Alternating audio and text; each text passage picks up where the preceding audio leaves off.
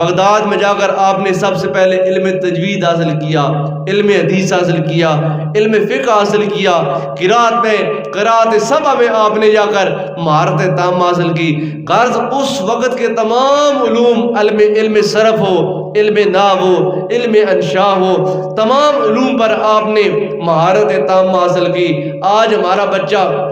جب مدرسے میں جاتا ہے، مدرسے میں ہم داخل کراتے ہیں تو مہینے کے بعد ماں باپ کی یہ تمنا ہوتی ہے ہمارا بچہ جمعہ پڑھانا شروع کر دے۔ اگر 6 ماہ، سال، 2 سال ہمارا بچہ مدرسے میں چلا جائے اور تقریر نہ کرے تو ماں باپ پریشان ہوتے ہیں کہ پتہ نہیں 2 سال ہو گئے کیا کر رہا ہے، کوئی تقریر نہیں کر سکتا۔ لیکن سنیں 488 ہجری میں حضور غوث اعظم رحمۃ اللہ تعالی علیہ نے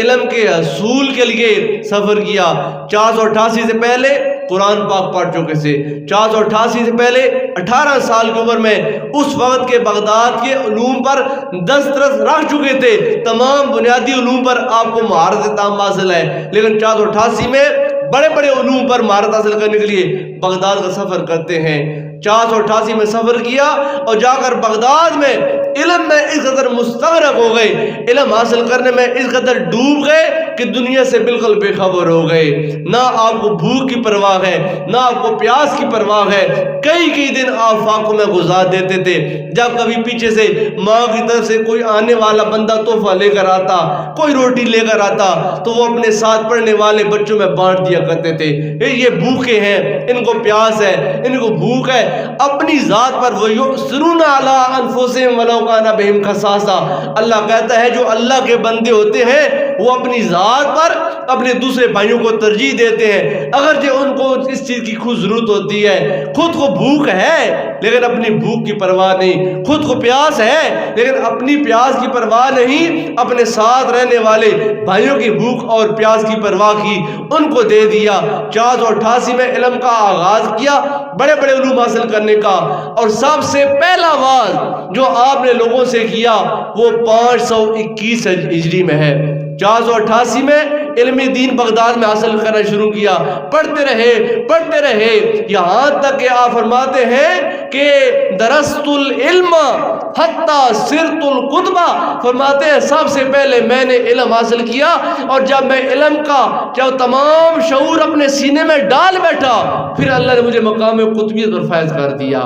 جب 521 ہجری ہوئی آپ علم حاصل کر کے جب وہ فارغ ہوئے تو آپ فرماتے ہیں زور کا وقت تھا، میں نماز زور ادا کر کے ممبر کے ساتھ ٹیک لگا کر بیٹھا تھا، مجھے اونگ آئی، جب اونگ آئی میری آنکھ بند ہوئی، میرے مقدر نے جب وہ انگڑائی لی اللہ کے پیارے محبوب گنبد خضر سے تشریف لے آئے، اللہ کے محبوب تشریف لائے اور اللہ کے محبوب نے کہا بیٹا عبدالقادر واز کیوں نہیں کرتے، لوگوں کو بیان کیوں نہیں کرتے، لوگوں کو دین کا پیغام کیوں نہیں دیتے؟ تو آپ کہتے ہیں حضور میں تو اجمی ہوں، یہ عراق والے بغداد والے تو یہ عربی و نسل لوگ ہیں، حضور میری یہ بات کیسے سمجھیں گے، اور یہ اتنے زیادہ علم والے ہیں، میرے استاد لوگ ہیں،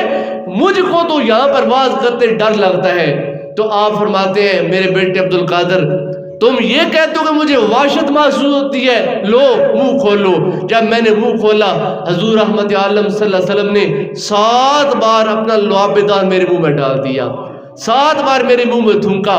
جب سرکار دو عالم صلی اللہ علیہ وسلم تشریف لے گئے میں بیٹھا، جب میں بیٹھا ہوا تھا تو لوگوں کا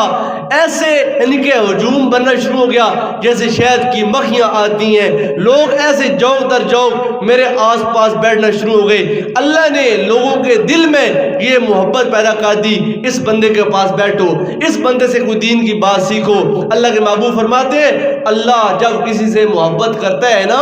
سب سے پہلے اللہ جبریل کو بلاتا ہے، جبریل کو بلا کر کہتا ہے جبریل تمہیں معلوم ہے فلاں بندہ میرا محبوب ہے، فلاں بندے سے میں محبت کرتا ہوں، فلاں بندے سے میں پیار کرتا ہوں، ہاں میرے خدایا مجھے معلوم ہو گیا۔ اللہ فرماتا ہے اے جبریل صرف یہ بتانے کے لیے نہیں تمہیں بلایا، اللہ تعالیٰ فرماتا ہے اے جبریل میں تمہیں کہتا ہوں جبریل تو اس بندے سے پیار کر، اور صرف تو ہی سے پیار نہ کر بلکہ سماوات میں اعلان کر دے، فرشتوں سارے سن لو، فلاں ملک کا، فلاں دیش کا، فلاں گاؤں کا باسی ہے، وہ اللہ کو بڑا پیارا لگتا ہے، اللہ اسے پیار کرتا ہے، فرشتوں تم بھی اسے پیار کرو۔ جب سارے فرشتے اس بندے سے پیار کرنا شروع کر دیتے ہیں، اللہ پھر جبریل کو بلاتے ہیں، اللہ فرماتے ہیں جبریل کیا آسمان والے میرے بندے سے پیار کرنا شروع ہو گئے؟ ہاں اللہ، سارے آسمان والے فرشتے تیرے بندے سے پیار کرتے ہیں۔ اللہ فرماتا ہے اے جبریل اب زمین پر چلا جا کر زمین والوں میں منادی کر دے، اے زمین والوں فلاں بندہ اللہ کا پیارا ہے، تم اس سے پیار کرو۔ ثم یودع القبول فی الارض، حدیث پاک الفاظ ہے، پھر اس بندے کی مقبولیت زمین میں رکھ دی جاتی ہے، پھر زمین والے خود بخود اس بندے سے پیار کرنا شروع کر دیتے ہیں۔ حضور داتا صاحب ہم سے گزرے کئی سال ہو گئے، پیر میرن شاہ یہاں سے گزرے کئی سال ہو گئے، حتیٰ کہ حضور غوث اعظم رحمۃ اللہ تعالی آپ کے وصال پر ملال کو 882 سال گزر گئے، یعنی کہ 8 صدیاں اور 82 سال ہو گئے، لیکن آج بھی آپ کا چرچا ایسے زندہ ہے کہ جیسے کل کی بات ہے۔ آپ فرماتے میں بیٹھا ہوا تھا تو بغداد والے میرے پاس بیٹھنا شروع ہو گئے، جب میں نے اتنا بڑا مجمع دیکھا نا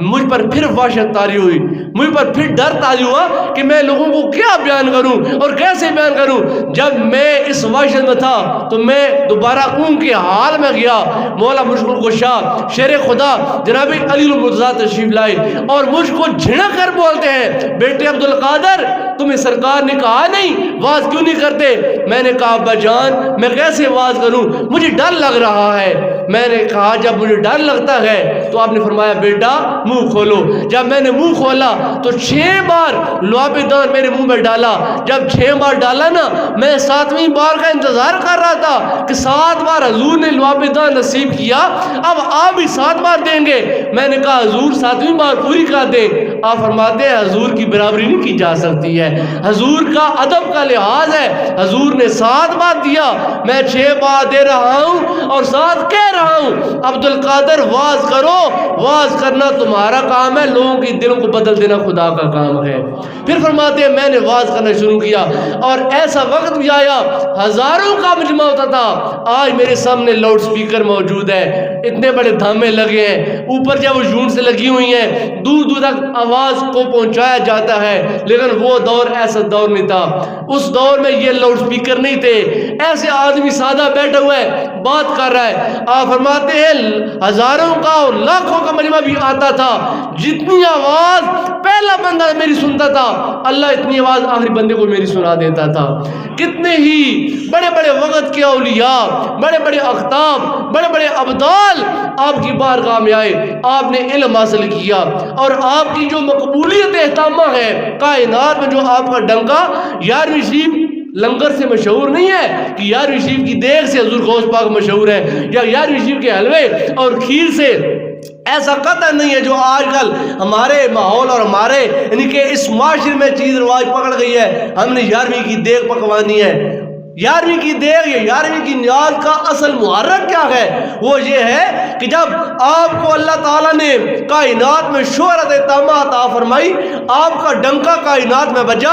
آپ کی تعریف سے نہ صرف اپنے بلکہ بیگانے بھی جب وہ اپنی زبان کو تر کر رہے تھے تو دور دور سے لوگ آتے تھے۔ ہفتے میں 3 دن حضور غوث اعظم رحمۃ اللہ تعالی مجمع عام سے خطاب کرتے تھے، جمعے کی صبح فجر نماز فجر جمعے کی پڑھا کر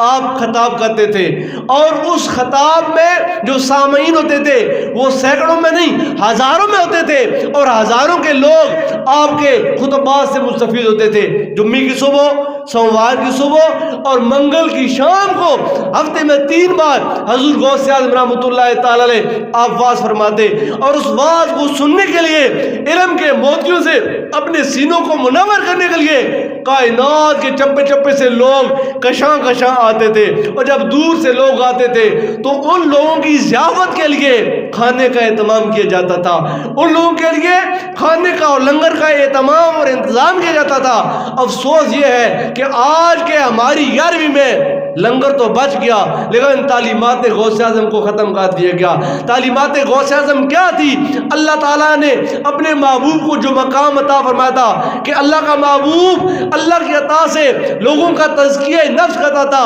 سرکار کی اسی سنت کا احیاء کرتے ہوئے حضور غوث اعظم اپنی نگاہ ولایت کے ساتھ لوگوں کے گندے دلوں کو صاف کر دیتے تھے, لوگوں کے گندے دلوں کو پاک کر دیتے تھے.